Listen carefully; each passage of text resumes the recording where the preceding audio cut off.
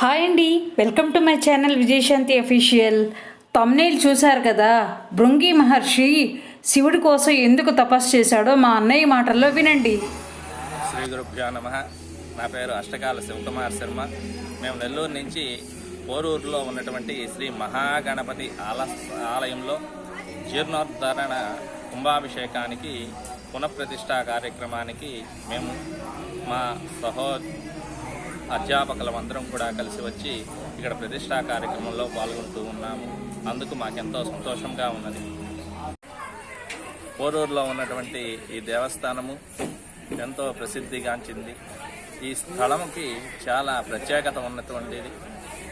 ఈ ప్రత్యేకత ఏందయ్యా అంటే, భృంగి అనేటువంటి మహర్షి ఈశ్వరుడి కోసం తపస్సు చేసి ఆ ఈశ్వరుడి యొక్క వరాన్ని పొందుతాడన్నమాట.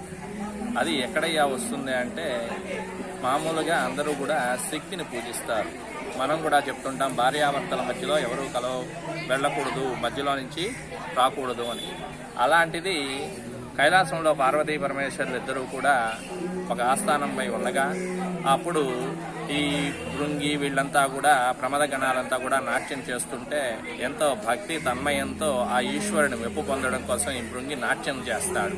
అప్పుడు ఆ కైలాస గుహలన్నీ కూడా ఆ హర్షధ్వానాలతో చాలా సంతోషిస్తూ ఉంటే, అప్పుడు ఈశ్వరుడు సంతోషించగా ఆ భృంగి అమ్మవారిని వదిలిపెట్టి ఈశ్వరుడికి ఒక్కడికే నమస్కారం చేస్తాడు, ప్రదక్షిణా నమస్కారం.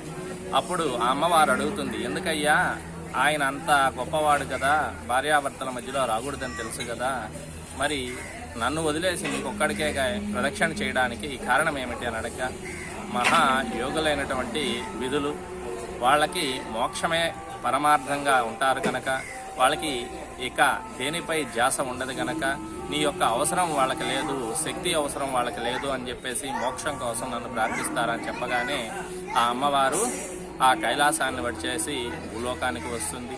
ఆ తర్వాత భూలోకంలో అమ్మవారు ఈశ్వరుడి కోసం తపస్సు చేసి వ్రతాన్ని ఆచరించి తర్వాత ఆ ఈశ్వరుడిలో సవగా భాగమైనటువంటి శరీరాన్ని పొందుతుంది. అప్పుడే అమ్మవారు అర్ధనారీశ్వరుడు శరీరాన్ని ఈశ్వరుడు పొందుతాడు.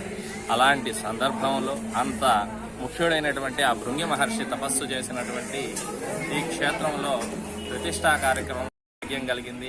అందుకు మేమెంతో కూడా సంతోషిస్తూ ఈ భక్తజనమంతా కూడా ఈ ప్రతిష్ట గుడిని దర్శించుకొని ఆ అమ్మవారి స్వామివారి యొక్క దర్శనం చేసుకొని ఆ భగవత్ కృపకు పాత్రులు కావాల్సిందిగా మరీ తెలియజేస్తున్నాను. లైక్ చేయండి, షేర్ చేయండి, అలాగే సబ్స్క్రైబ్ చేయండి.